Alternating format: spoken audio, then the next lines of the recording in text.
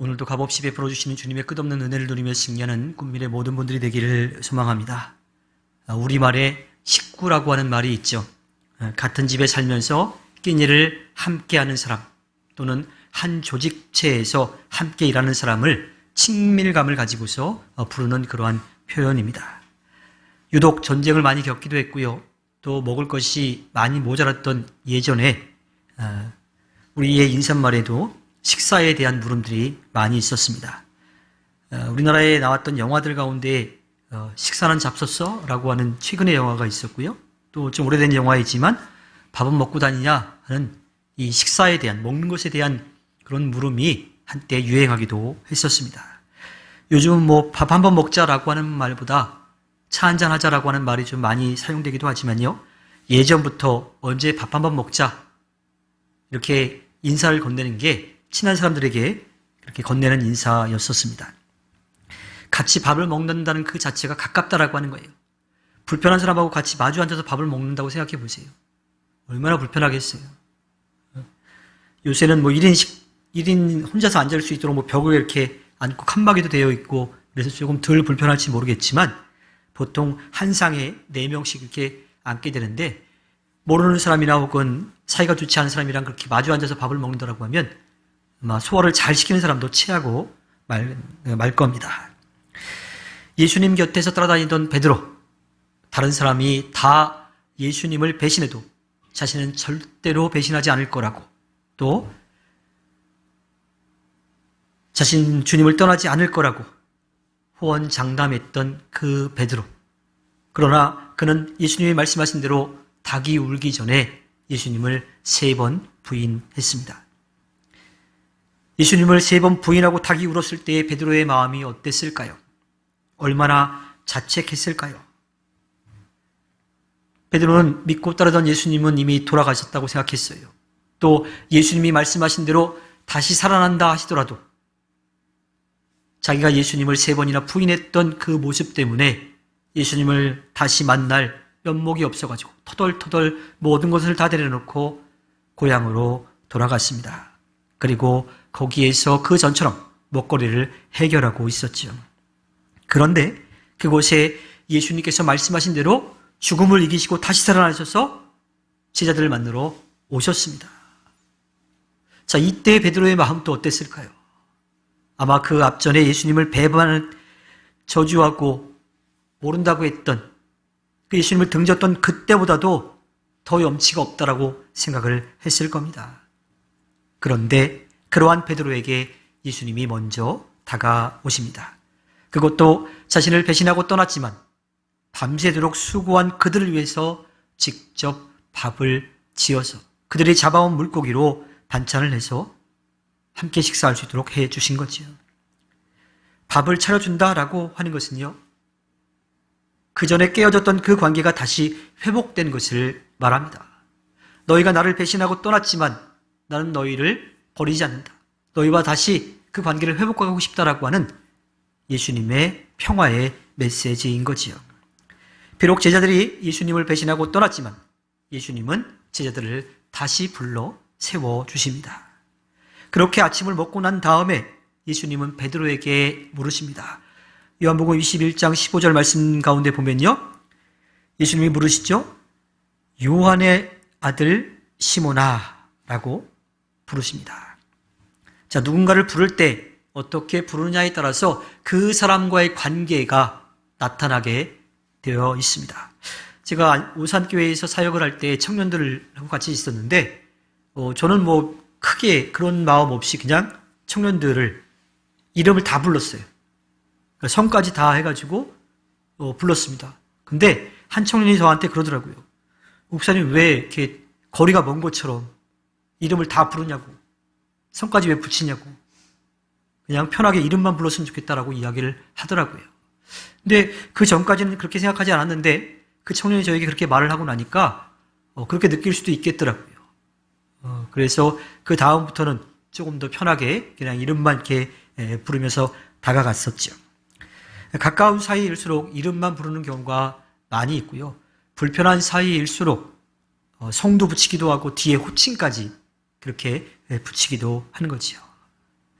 그런데 예수님이 베드로를 부르시는데 요한의 아들 시몬아 하고 부르십니다. 이렇게 베드로를 부르신 것은요, 베드로와 가깝다라고 하는 것을 드러내 보이시는 거예요.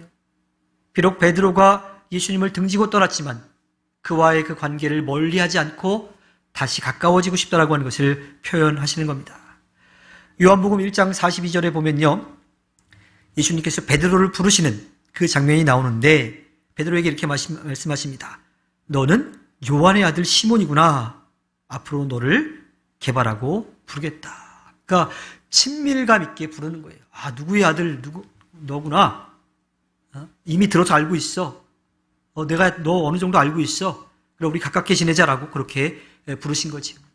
그러니까 베드로를 처음 제자로 부르실 때 그 호칭으로 예수님을 등지고 떠났던 베드로를 다시 부르고 계십니다. 예수님을 등지고 떠난, 배신한, 저주한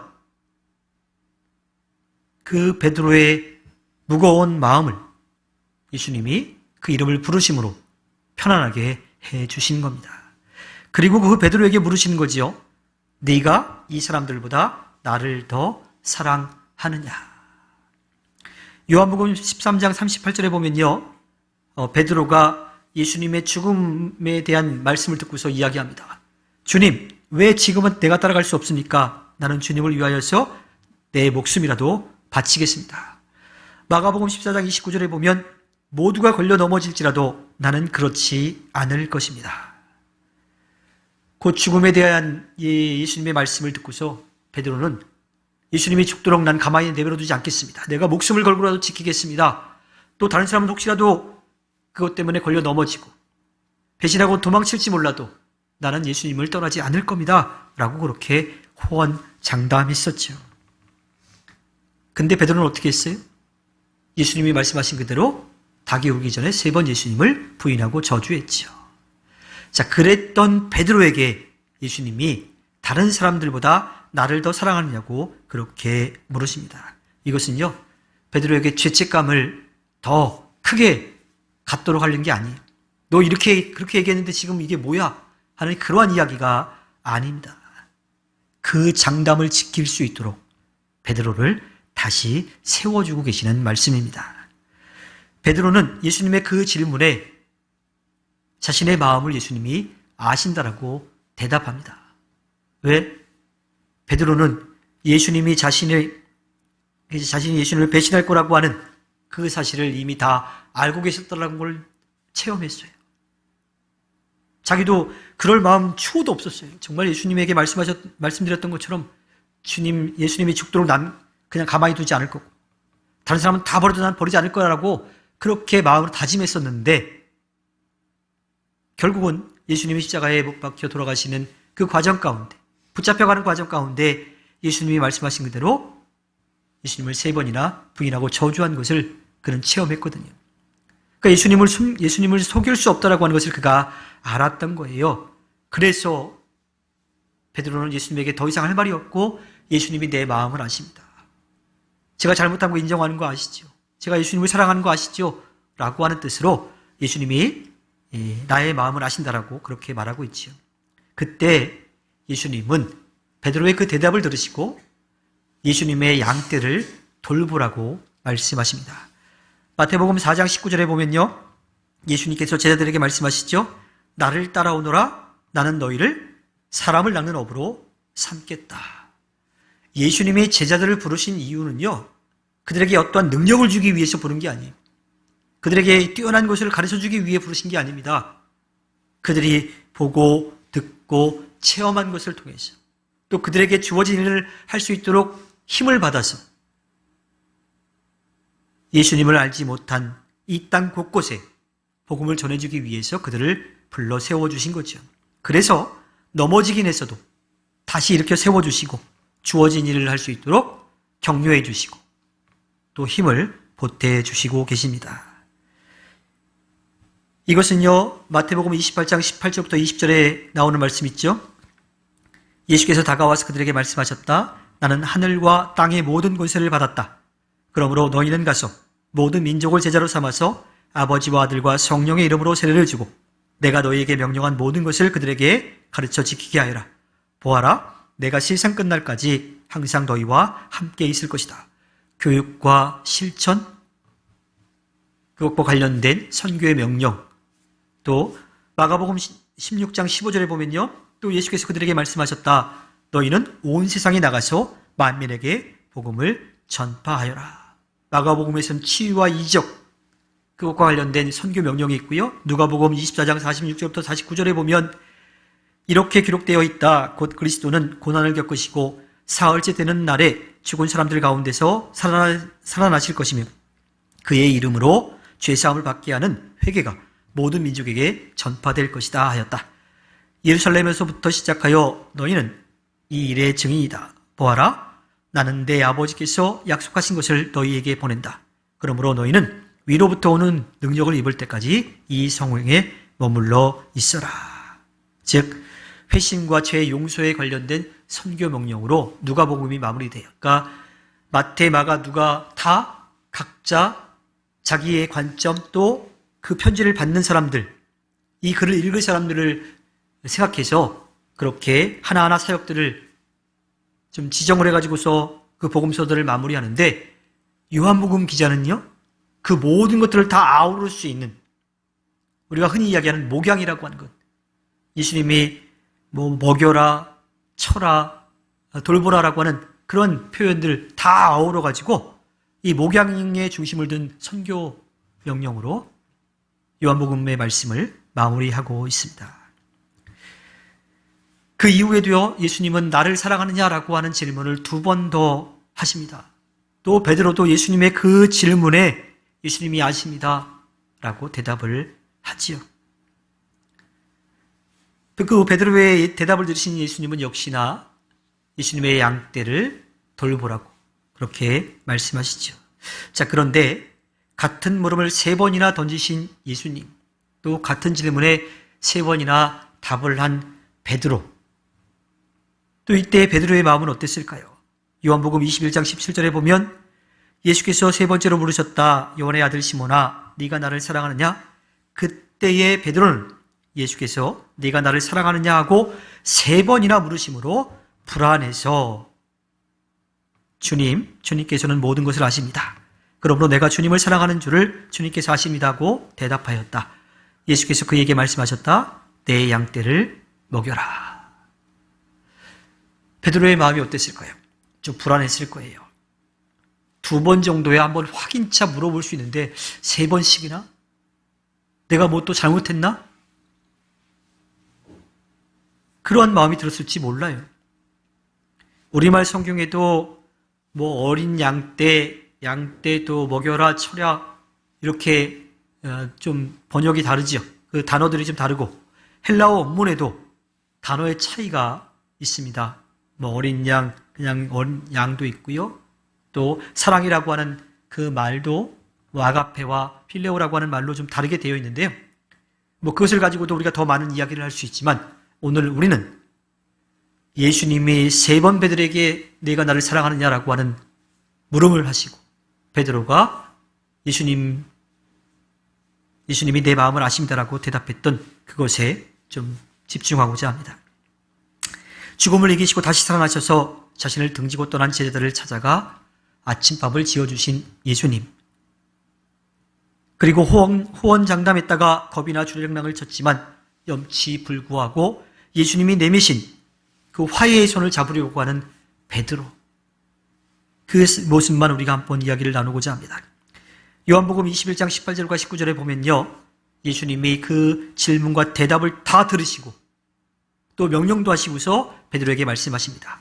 내가 진정으로 네게 말한다. 네가 젊어서는 스스로 띠를 띠고 네가 가고 싶은 곳을 다녔으나 네가 늙어서는 남들이 네 팔을 벌릴 것이고 너를 묶어서 네가 바라지 않는 곳으로 너를 끌고 갈 것이다.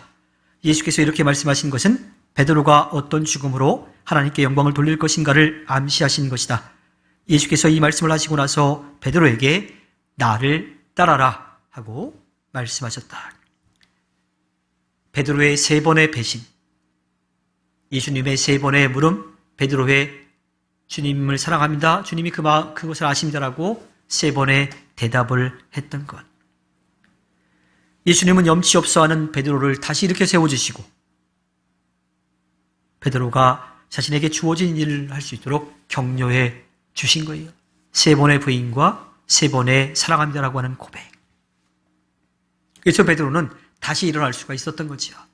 베드로전서 1장 1절에 보면 예수 그리스도의 사도인 베드로가 본도와 갈라디아와 가포도키아와 아시아와 비두니아에 흩어져서 사는 나그네들인 택하심을 입은 이들에게 편지를 씁니다.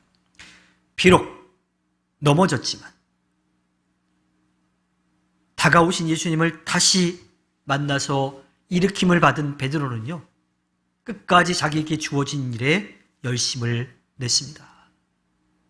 자기가 가야 될 곳에 찾아가서 그곳에서 복음을 전했어요. 그러다가 말년에는 로마에 가서 복음을 전했는데 주 64년경 네로 황제의 기독교인 이 박해 때문에 지금의 바티칸에서 순교하게 됩니다. 그런데 그때의 이 처형도 십자가에 매달려 죽는 거예요. 근데 베드로는 예수님처럼 자기가 십자가에 매달릴 수 없더라고. 그래서 거꾸로 매달려서 순교하게 되었습니다. 예수님이 배신한 제자들을 찾아가지 않으셨더라면, 그들을 찾아가서 배신했다고 뭐라고 하셨더라면 아마 이 땅 곳곳에 복음이 전해지는 일이 훨씬 더 오래 걸렸을지 모르겠습니다. 예수님은 자신을 배신하고 떠난 제자들을 직접 찾아가서 밥을 차려주셨어요. 그리고 그들이 불편해하는 마음, 그 마음을 풀어주셨습니다. 잘못한 것 때문에 어쩔 줄 몰라 하는 베드로의 마음을 편하게 해주시고 주어진 일을 할 수 있도록 격려해 주셨습니다. 주님은요, 우리에게도 지금 그렇게 해 주셨고 지금도 그렇게 하고 계시고 또 앞으로도 그렇게 해 주실 것입니다. 모든 것을 아시는 주님은 그렇게 언제나 우리 곁에서 함께하고 계십니다. 그리고 우리에게 맡겨주신 그 일을 할 수 있도록 우리 곁에서 도와주시고요. 넘어졌을 때 다시 일으켜 세워주십니다. 격려해 주십니다. 힘을 보태주세요. 그리고 말씀하시죠. 나를 따라라.